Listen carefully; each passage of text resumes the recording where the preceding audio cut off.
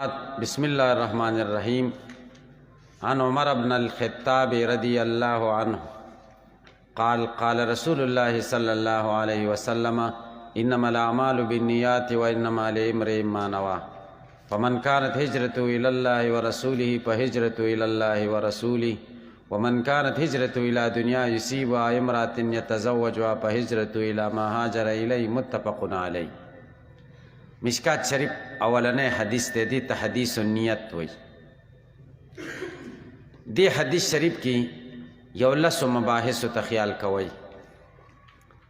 اول بحث مختصر تشریح د حدیث شریف، دویم بحث ما هو المقصود من الحدیث، حدیث کې څه بیانول غواړي، مقصد د حدیث څه دی. دریم بحث وجه د تقدیم د حدیث په کتبو د احادیثو کې، دا حدیث په حدیثو کتابونو کې مخکې ولې ذکر کوي. څلورم بحث فضیلت د دې حدیث، پنځم بحث شان ورود د دې حدیث، دا حدیث نبی علیہ السلام په کومه موقع کې بیان کړي. شپږم بحث نوعیت د حدیث او طرق متعدده د حدیث، دا کم اصطلاحات چې مونږ ویلې د هغې اصطلاحاتو مطابق دا حدیث د کم قسم نه دی. وم بحث احوال د راوی د حدیث شریف، اتم بحث تشریح د الفاظو د حدیث او اعتراضات او جوابات، نهم بحث مسائل مستنبطه من الحدیث، دی حدیث کې کم خبرو ته اشاره ده چې موږ په عمل وکړو، موږ ته پکې څه تعلیم دی. لسم بحث یو اختلافي مسله زمونږ او د شوافیو په منځ کې د اودس دپاره نیت کول فرض دی او که نه دی فرض. موږ وایو نه دی فرض او شافعي صاحب وایي فرض دی. دا لس مباحثو ته خیال کوئ. اول بحث مختصر تشریح د حدیث شریف. حدیث شریف ته وګورئ چې مختصر تشریح وکړو. د حضرت عمر ابن الخطاب رضی الله عنه نه روایت ته دی وی قال رسول الله صلی الله علیه وسلم، نبی کریم صلی الله علیه وسلم فرمایلی دی انما الاعمال بالنیات، یقینا دار و مدار د هر عمل په نیت دی، په خپل نیت دی. و انما لامرئ ما نوى، او یقینا د هر سړي دپاره هغه څه دي چې د صحیح نیت کړی. فمن كانت هجرته الى الله ورسوله، هغه څوک چې هجرت د الله او د رسول دپاره کړی په دنیا کې، په هجرته الى الله ورسوله، نو هجرت د الله او د رسول دپاره د ثواب په لحاظ سره هم. ومن كانت هجرته الى دنیا، هغه څوک چې هجرت د دنیا دپاره کړی، یصیبها چې دته ورسیږي، او امراتن یا ښځې دپاره کړی، یتزوجها چې واده وکړي د هغې سره، فهجرته الى ما هاجر الی، د هجرت د هغه څه دپاره دی چې څه دپاره هجرت کړی، ثواب د الله د طرفه نشته. متفق علی، دا حدیث بخاری و مسلم دواړو کې راغلی دی. بخاری شریف کې و کرته دا حدیث ذکر شوی دی، مسلم شریف په و سندونو سره ذکر کړی دی، ابو داود کتاب الصلاة کې ذکر کړی دی، ترمیزی کتاب الحجرت والجہاد کې ذکر کړی دی، ابن ماجه کتاب الزہد کې ذکر کړی دی، امام نسائی سلور کرته دا حدیث ذکر کړی دی. دویم بحث ما هو المقصود من الحدیث، حدیث کې مقصد څه شی دی، څه بیانول غواړي. دا حدیث روان شوی دی د دې دپاره چې اعمالو په منځ کې تفریقه وکړي. شرعاً کم اعمال معتبر دي او کم اعمال معتبر نه دي. په کومو کې چې نیت صحیح و هغه معتبر دي، او چې کومو کې نیت صحیح نه و نو هغه نه دي معتبر.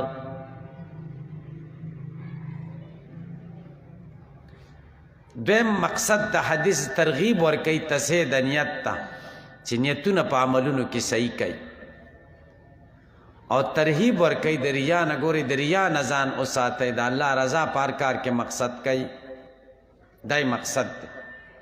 دریم بحث وجه د تقدیم د حدیث.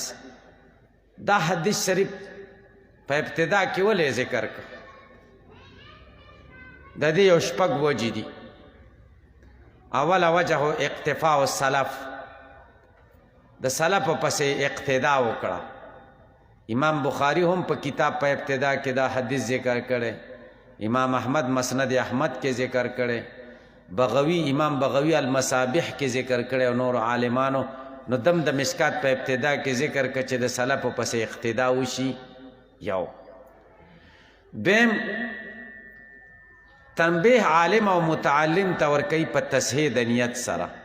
طالب العلم او استاذ ته وایي چې سبق خو شروع کوئ خو د نیت خیال پکې ساتئ، ګورئ نیت پکې صحیح کوي. دریم ځکه په ابتدا د کتاب کې حدیث د نیت راوړو، تنبیه ورکوي طالب العلم ته بالهجرت عما نهى الله، چې خدای د څه نه منع کړی د هغې نه به هجرت وکړي، هغه به پرېږدي. څلورم علامه خطابی رحمه الله وی کان المتقدمون من شیوخنا یستحبون تقدیم حدیث الاعمال امام کل شیء. سلف بدا خوخو مستحب گاڑا چې حدیث د انما الاعمال بالنیات د هر څه په ابتدا کې ذکر کی، ذکر د ذکر کا. پنځم عبدالرحمن ابن مهدی وی من اراد ان یصنف کتابا فلیبدأ بهذا الحدیث. څوک چې کتاب تصنیف کوي نو دا حدیث ته په ابتدا کې ولیکي، ځکه د په ابتدا کې راوړو. شپږم په ابتدا کې دا حدیث ځکه ذکر کا چې دې خبرې ته اشاره وکړه چې طالب العلم د پاره هجرت ظاهریم پکار دی. هجرت ظاهری کور به پرېږدي، سبق له به راځي، مسافري به کې، وطن به پرېږدي، نو تا ته به اله سبق ملاویږي او حدیث د مصطفی صلی الله علیه وسلم. څلورم باز فضیلت د دې حدیث. امام احمد ابن حنبل وی دا حدیث ثلث علم دی، د ټول علم دریمه حصہ ده. امام بیهقی رحمه الله د دې تشریح کړې ده، وی اعمال په درې قسمه دي. یو هغه اعمال دي چې ما يتعلق بالجنان، زړه سره تعلق دی. دویم ما يتعلق باللسان، هغه اعمال دي چې ژبې سره تعلق دی. دریم ما يتعلق بالارکان، هغه اعمال دي چې د هغې تعلق د اندامونو سره دی. دی حدیث کې هغه اعمال ذکر کیږي چې د کوم تعلق د زړه سره دی. نو دا دریمه حصه د علم شو کړ. امام شافعي رحمه الله وی دی حدیث کې نیم علم راغونډ شوی دی. ولی ځکه علم په دوه قسمه دی، یو د زړه د خبرو علم دی او یو د ظاهري خبرو علم دی. او د زړه خبرو ته په دې حدیث کې اشاره شوی، گویا کې دا نصف العلم شو.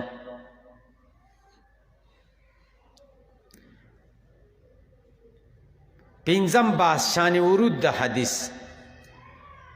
قرآن کریم آیاتونو باره کې کوم الفاظ استعمالیږي دا کله نازل شوی او څه باره کې دې ته شان نزول وایي، او حدیث شریف دا نبی علیہ السلام په کومه موقع کې ویلی دې ته شان ورود وایي.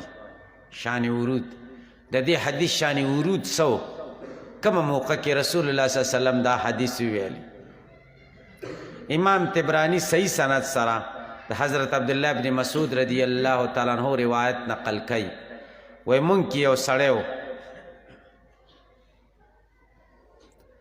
مکه مکرمه کې یوه ښځه وه ام قیس، هغې ته د نکاح پیغام ولېږه، ما سره واده وکړه. هغې ورته هجرت شرط که چې هله به در سره واده کوم چې مدینې منورې ته هجرت وکړي. نو دې سړي مدینې منورې ته هجرت وکړو. نو دا سړی مشهور شه په مهاجر ام قیس سره، ام قیس لپاره هجرت کړی دی. رسول الله صلی الله علیه وسلم چې د دې خبرې علم وشو، نو نبی کریم صلی الله علیه وسلم دا حدیث په دې موقع وویلی، انما الاعمال بالنیات و انما لامرئ ما نوى فمن كانت هجرته الى الله ورسوله فكانت هجرته الى الله والرسول ومن كانت هجرته الى دنیا يصيبها الى امرأة يتزوجها فهجرته الى ما هاجر اليه. تاسو باندې به څوک سوال وکړي چې دې سړي د ام قیس سره نکاح اراده وکړه، نو دا خو ښه خبره ده. نو دومره توبیخ او زورنه نبی علیہ السلام ولې ورکوله چې ستا ثواب نه کېږي؟ څنګه دې هجرت وکړو؟ نو نکاح خو یو سنت عمل دی، بهترین شی دی. چېرته سړی نکاح دپاره یو وطن ته لاړ شي، ښځه ورته وایي شرط پکې دا ده چې دلته به اوسېږي، نو دا خو څه بده خبره نه ده. خو شرعن دا ده که ښځه ورته ووایي چې زه تا سره واده کوم خو د دې ځای نه به مې نه بوځئ او سړي ورسره واده وکړه بیا یې بوتله نو خیر دی ګنهګار دی دا سړی ځکه واده خلافي وکړه خو د ښځې پې دا حق نه دی چې به هم دقه ځای کې بیا پاتې کوي ځکه ښځه په سکنا کې د چا تابع ده د سړي تابع ده یا د مسکن انت وزوجک الجنه د سکنا نسبت چا ته شوی دی آدم ته او د خوراک نسبت بیا دواړو ته شوی دی وکلا منها خوراک نسبت دواړو ته په یوې صیغې سره وشو او سکونت کې دا ښځه انت وزوجک دا تابع شو د معطوف علیه کره معطوف د معطوف علیه تابع وي کره تاسو به جواب وکړئ چې نکاح امر مسنون ده لیکن یو دنیوي امر دی او هجرت دا یو خالص ترین عبادت دی د خدای د رضا او د خدای رسول صلی الله علیه وسلم دا نه خوښوله چې دا د خدای خالص ترین عبادت کې د بل شي شایبه راشي ځکه دا زورنه ورکړه دیمه وجه دا ده چې شاګرد وکنه نو شاګرد ته رسول الله صلی الله علیه وسلم توبیخ او زورنه سخته ورکړه تادیب د تربیت دپاره اگر چې دا جایز کار دی خو داسې کول پکار دي چې یو دینی کار به ته د دنیا دپاره کې داسې نه ده پکار شان ورود د حدیث دا دی شپږم باس نوعیت د حدیث او طرق متعدده د حدیث نوعیت د حدیث دا حدیث غریب دی او فرد دی فرد تاسو سمې فرد ویلیو که نه چې صحابو کې یو سړي روایت کړی ته فرد مطلق او فرد وی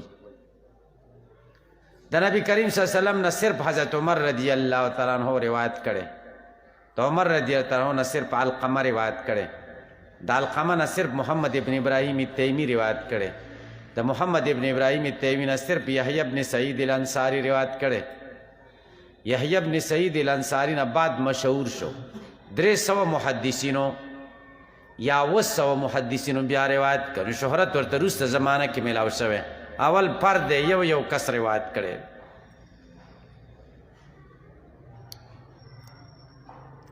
تعدد د طرق د دې دا مختلفو طرق سره دا حدیث روایت شوی دی داسې راغلی دي انما الاعمال بالنیات داسې راغلی دی انما الاعمال بالنیت نیت مفرد راغلی داسې هم راغلی الاعمال بالنیت بغیر د انما نه څلورم العمل بالنیت داسې راغلی دی پنځم الاعمال بالنیات بغیر د انما نه راغلی د مختلف طرق په دې کې راغلی دي وم بحث احوال د راوی د حدیث شریف د دې حدیث شریف راوی دی حضرت عمر فاروق رضی الله تعالی عنہ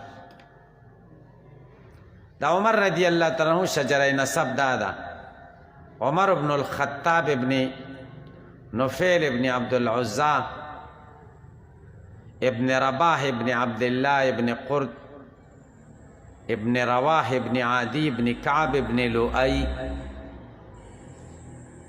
کنیت ابو حفص ده د زمری پلار ډیر بهادر و نو ځکه ورته ابو حفص ویل حفص زمری ته وایي لقب فاروق اعظم ده 20 کلنۍ کې مسلمان شو دیر سړو او شپږو ښځو د دنه مخکې ایمان راوړی و 9 کسانو دی 40 شو یا 40 سړو او 10 ښځو د دنه مخکې ایمان راوړی و نو دی 51 شو د نبی کریم صلی الله علیه وسلم سره ډېر قرب او نزدېکت رسول الله صلی الله علیه وسلم به چې څه خبره کوله دا کار ما کړی دی ابوبکر او عمر را سره دې ځای له زه تللی وم ابوبکر او عمر را سره و دواړه رسول الله صلی الله علیه وسلم سره ډېر نږدې وو دواړه اسخران وو 14 هجري کې د ده سره بیعت وشو د خلافت 10 کاله خلافت یې کړی ایرانی مجوسی ابو لؤلؤ په چاړو وواهه او شهید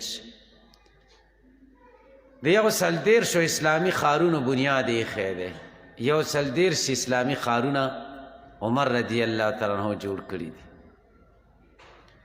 3000 جماعتونه جوړ کړي دي په دې 10 کاله خلافت کې 900 جامع جماعتونه او 2100 عام جماعتونه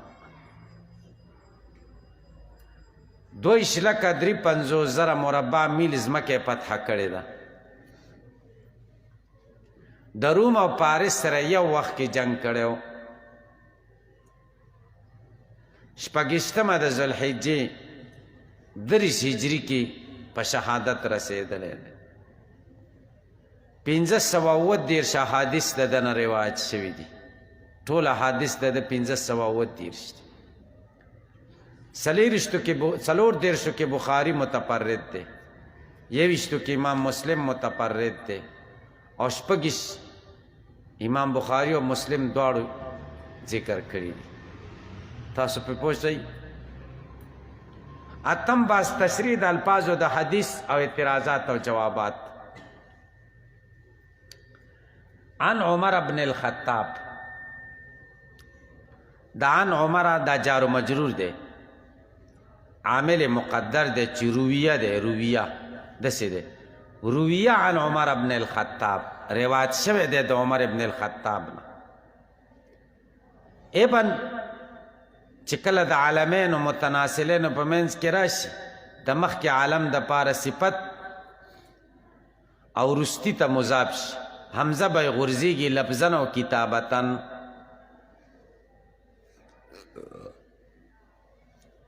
خطاب دا په فتحې د خا او تشدید د طا سره دی خطاب. عمر ابن الخطاب بنوای خطاب. قاله دا اولنې قاله کې ضمیر عمر ته راجع دی، او قال رسول الله صلی الله علیه وسلم مقوله ده. او دویم قال د دې فاعل رسول الله صلی الله علیه وسلم ده. انما الاعمال بالنیات مقوله ده. انما الاعمال بالنیات دا انما د حصر او تخصیص د پاره ده. ولی ځکه انما په مقام د نفی او اثبات کې استعمالی،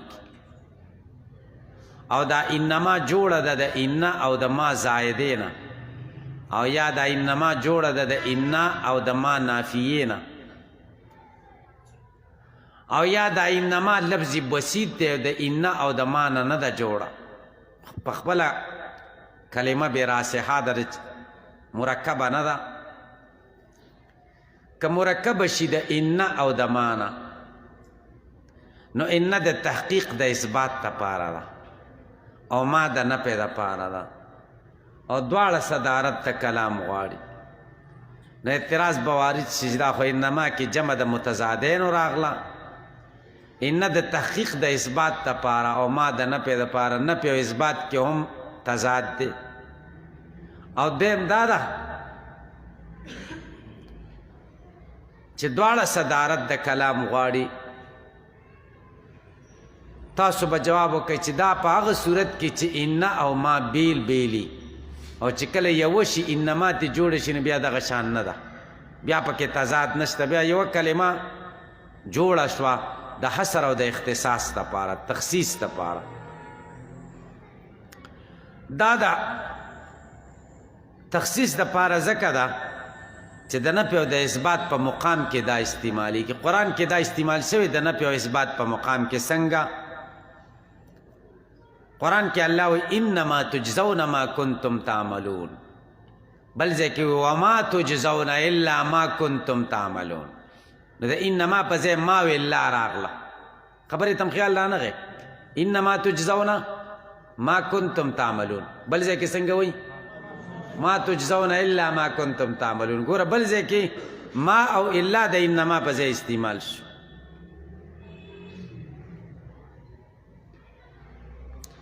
یو ځای کې نبی علیہ السلام ته خدای وای انما علیک البلاغ، انما استعمال کړه. بل ځای کې ورته ما علیک الا البلاغ، ما او الا د انما په ځای استعمال شو. معلومه شو لکه ما او الا چې څنګه د اثبات دغه د پاره دي، تخصیص او قصر د پاره، همدارنګه انما هم د قصر سلور طریقې دي تاسو ویلې دي. یو انما ده، د ما او الا ده، ما او لا ده الا. دریم تقدیم د ما حقه التاخیر ده، او سلورم عطب ده. او قصر بیا په دوه قسمه دی، حقیقي او اضافي. او هر یو په دوه قسمه دی، قصر د موصوف په صفت او قصر د صفت په موصوف. او بیا قصر اضافي درې قسمه دی، قصر تعین او قصر قلب او قصر افراد. دلته انما الاعمال بالنیات کې درې واړه قصرونه جوړېدی شي. که د ستا د مخاطب دا خیالي، که د مخاطب دا خیالو چې د عمل دارومدار په نیت نه دی په بل څه دی، او ته ورته وایي انما الاعمال بالنیات، دارومدار د عمل په بل څه نه دی، صرف په نیت دی، نو دا قصر قلب شي. او که د هغه نیت دای چې دارومدار د عمل په نیت هم دی او په بل څه هم دی، په دوو څیزونو دی، او ته ورته وایي چې دارومدار د اعمالو صرف په نیت دی په بل څه نه دی، نو دا قصر افراد شي.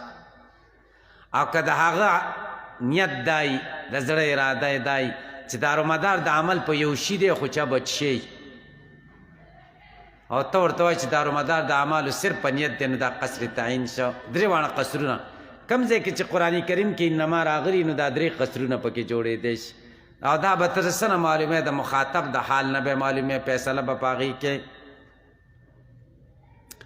عمل جمع د عمل ده، یو عمل دی او یو فعل دی. فعل هم کار ته وایي، عمل هم کار ته وایي، دواړو کې فرق شته که نشته؟ صاحب د قاموس وایي چې دواړو په منځ کې ترادف دی، دواړه مترادفین دي، اتحاد فی المفهوم.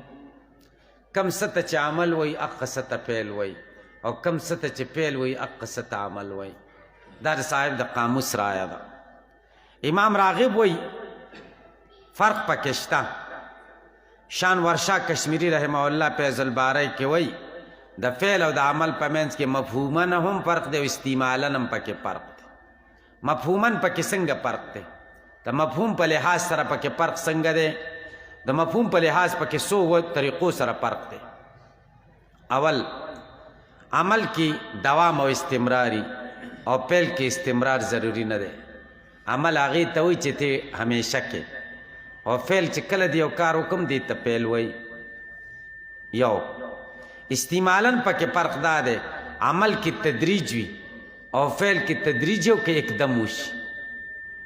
فرق باندې پوښتنه د استعمالاً فرق.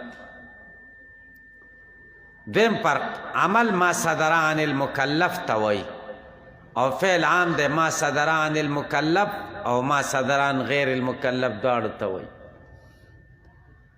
نو د خر لتې ته فعل وایي، عمل ورته نه وایي، ځکه د مکلف نه نه ده صادره شوې. پې پوه تلئ که نه تلئ؟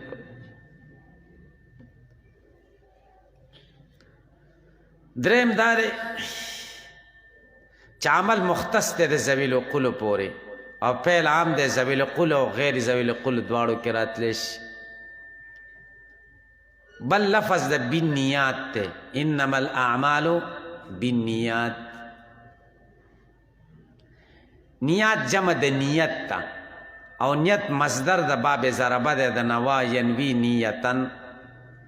نیت قصد او ارادې ته وایي لغتن. اصطلاح کې څه ته وایي؟ توجه الفعل، توجه القلب نحو الفعل ابتغاء وجه الله. زړه متوجه کول یو کار ته چې د الله د رضا دپاره کې، دې ته نیت وایي. توجه القلب نحو الفعل ابتغاء وجه الله، دې ته نیت وایي. یو اراده ده او یو نیت دی، دې کې فرق شته که دواړه یو شی دی؟ دواړو کې فرق شته. اراده د مراد د صادر کولو قصد ته وایي. په دې کې د مرید څه غرض نشته، ستا پکې غرض یو که نه، خو د یو شي د کولو قصد وکړې، دې ته اراده وایي. او نیت دې ته وایي، دې کې د ناوي غرض د نیت کوونکي غرض معتبر دی.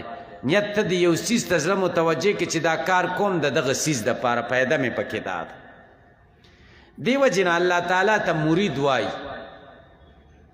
ځکه قصد اراده کوي د یو څیز او څه غرض یې پکې نشته، ځکه افعال د الله تعالی خو معلل بالاغراض نه دي که نه.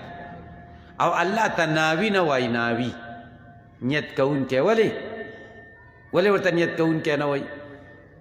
ځکه چې نیت کې خو غرض وي که نه او د الله تعالی پال خو معلل بالاغراض نه دي که نه بیا چوده شوې ویښ شئ ما ته متوجه شئ چې وده کېدی بیا ما ته وایي چې زه موده کېږم ویښ به یې ویښ او چې تاسو څه نه څه لیکل کوئ که نه نو بیا به نه وده کېږئ کونډې زویه څه خو بویه کم شیخ صاحب رحمه الله به دا ویلی څه کش پش کوئ څه کش پش چې کې پیدا پکې دا ده چې سړی وده کېږي نه تاسو په دې خبره پوه شئ نه اراده د یو کار قصد کولو ته وایي او نیت هم خو فرق پکې دا دی چې اراده کې ستا د غرض څه دخل نشته او نیت کې به ستا غرضي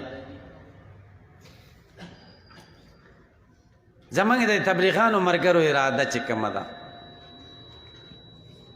دې کې چې کوم تبلیغان دي هغوی خو اراده صحیح کړه قصد وکړي هلکه زما اراده ولیکه د څلورو میاشتو پاسي هره ورځ پاسېږي هره جمعه چې کوم دغه ارادې کوي که نه او بعضې داسې چې هغه دروغو ته اراده وایي څنګه په هغه ټیم پاسېدل که هلکه زما څلور میاشتې ولیکه او په دې وخت کې نیت دی چې زه مخواسم نه نه دې ته اوس اراده وایي که دروغ ورته وایي اوس پرې پوه شئ او کله پکې یو نیم پاسې ټول عمر اراده ده ایسته کور ته لاړ شي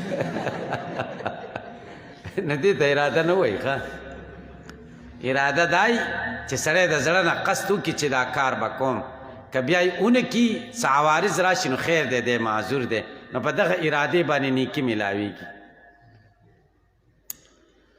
مواضع د استعمال د نیت به په کم ځای کې مونږ استعمالو نیت په درې ځایونو کې استعمالیږي یا اول په نیت سره تمیز د عبادت وشي د عادت نه مریضم خوراک نه کوي او روجهدارم خوراک نه کوي خو کم یو نه خوراک کې ثواب دی د روجې والا ولې ځکه هلته نیت دی پکې که نه نو دا نیت د څه دپاره دی عبادت جدا که چې د روجهدار نه خوراک دی د عادت نه چې د مریض نه خوراک دیم نمبر یو عبادت جدا کوي د بل عبادت نه سار سنت دی 2 رکعاته او 2 رکعاته فرض دي څه فرق پکې شته سنت هم ډک دي او فرض هم ډک دي نو دا به ته په څه جدا کوې چې دا سنت دی او دا فرض دی په نیت باندې 2 رکعاته سنت کوم او 2 رکعاته فرض و نیت کوم نو تمیز پکې د څه وشو عبادت وشو د عبادت نه دریم نمبر تمیز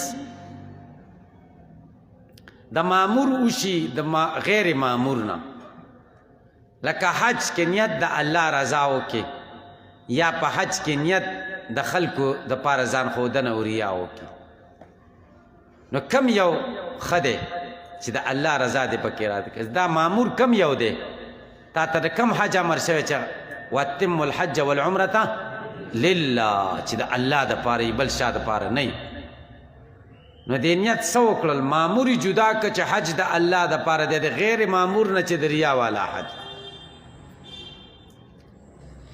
انما لامرئ ما نوى